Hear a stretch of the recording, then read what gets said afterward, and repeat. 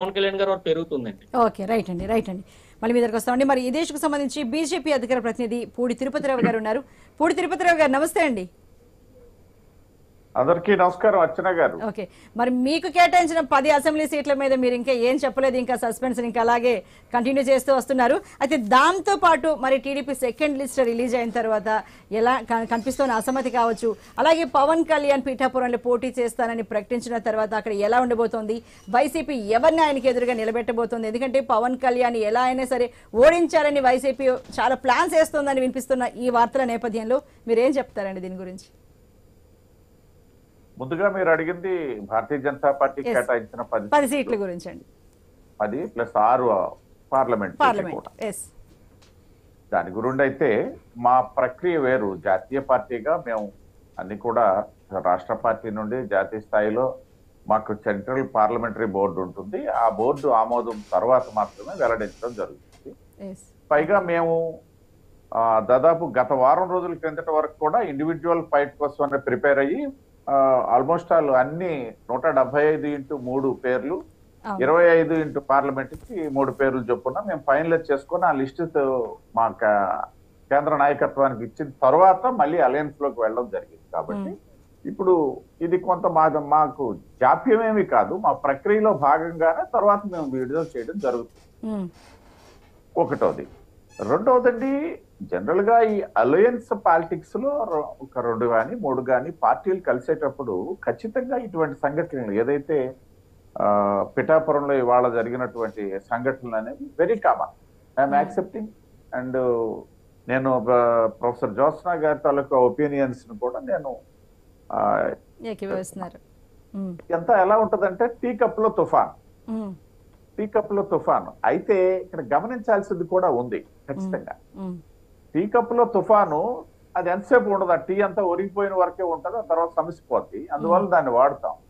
కానీ ఈ టీ ఒలిగిపోయిన తర్వాత ఆ కప్పు ఏం చేసుకోవడానికి కూడా ఉండదు. ఇది కూడా మనం అక్కడ గమనించాలి. దీనికి కప్పు ఖాళీ అయిపోద్ది కదా, టీ కప్ లో టీ అంతా పోతుంది, ఎంతసేపు ఆ తుఫాన్ మరి ఉండదు కదా.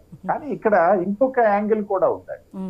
ఈ టీ కప్ లో తుఫాన్ కూడా ఉదాహరణకి బీజేపీకి సంబంధించి తిరుపతిరావుకి సీట్ ఇచ్చినప్పుడు ఇక్కడ ఉన్నటువంటి తెలుగుదేశం నాయకులు, తెలుగుదేశం వాళ్ళు అన్రెస్ట్ ఖచ్చితంగా ఉంటదండి. నేను ఉండదని కాదు, ఎందుకంటే వర్మ గారే కాదు, ఎవరైనా సరే చాలా కాలం ఇవాళ నాకు కాదని వేరే వాళ్ళు టికెట్ ఇస్తే నా తాలూకా అంతరాత్మ కూడా ఆ విధంగానే ఘోషిస్తారు.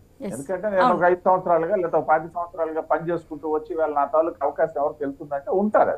అది అయితే ఇక్కడ గమనించాల్సింది ఏంటంటే ఉండటంలో కామను, కానీ మిత్రపక్షాలుగా వెళ్తున్నటువంటి సందర్భంలో మిత్రపక్షాధినేత అయినటువంటి పవన్ కళ్యాణ్ గారు పోటీ చేసేటప్పుడు ఇటువంటి వాతావరణం నిర్మాణం అవడం ఏదైతే ఉందో అది కూటమి విజయాలకు మాత్రం ఎదుటి వాళ్ళు దెబ్బతీసే పరిస్థితి వస్తుంది.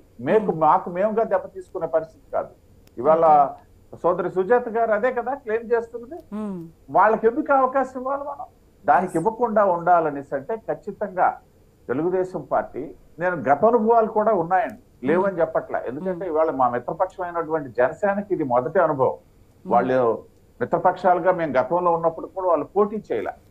బట్ మేము తెలుగుదేశం పార్టీ దశాబ్దాలుగా కలిసి పనిచేసాం, లేకపోతే విడిపోయేటప్పుడు ఇద్దరము ఓడిపోయాం, కలిసేటప్పుడు ఎప్పుడు గెలిచాం, ఇది గుర్తుపెట్టుకోండి. ఇది ఇప్పుడు కూడా గెలుస్తాం, నో డౌట్ ఎట్ ఆల్. ఇలాంటివన్నీ మళ్ళీ నేను చెప్తున్నా, ఆ టీ కప్ లో తుఫాన్లన్నీ ఎప్పుడు ఉండవు. టీ ఒలిగిపోతే మళ్ళీ టీ తెచ్చుకుంటాం, అది కూడా ఉంది, పెద్ద ప్రాబ్లం ఏం కాదు. అయితే గమనించాల్సింది ఏంటంటే చెడు సంకేతాలు వెళ్ళడానికి అవకాశం ఉన్న దగ్గర ఖచ్చితంగా తెలుగుదేశం పార్టీ తగినటువంటి ముందస్తు చర్యలు తీసుకోవడంలో ఇక్కడ విఫలమైందని నేను భావిస్తాను. ఇది నేనేమో ఆరోపణ కాదు, లేకపోతే ఏం కాదు, జస్ట్ ఒక రాజశేఖర్ గారి ఎనాలిసిస్ ఎలా ఉందో నేను కూడా ఆ విధంగానే ఎనాలిసిస్ చేస్తాను, ఆ స్థాయిలో. అయితే ఇక్కడ గమనించాల్సింది ఏంటంటే ఇక్కడ ఇప్పుడు ఈ అనుభవాలు మాకే ముందున్నాయి.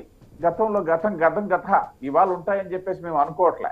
ఎందుకు ఉన్నాయంటే నేను చెప్తున్నానండి, ప్రతి దగ్గర వస్తుంది. నేను 2014లో ఇచ్చాపురం నాకు అలయన్స్ లో ఎలర్ట్ అయిన తర్వాత సేమ్ అన్రెస్ట్ అక్కడ క్రియేట్ అయితే అది 5 రోజుల తర్వాత మళ్ళీ వాళ్ళకి తీసుకొని ఎమ్మెల్సీ ఇస్తామని మేము వదిలేసాం.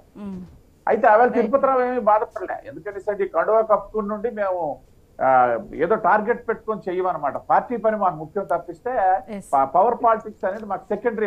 ఓకే ఓకే తిరుపతిరావు గారు, మళ్ళీ మీ దగ్గరికి వస్తా అండి, బ్రేక్ తీసుకునే సమయం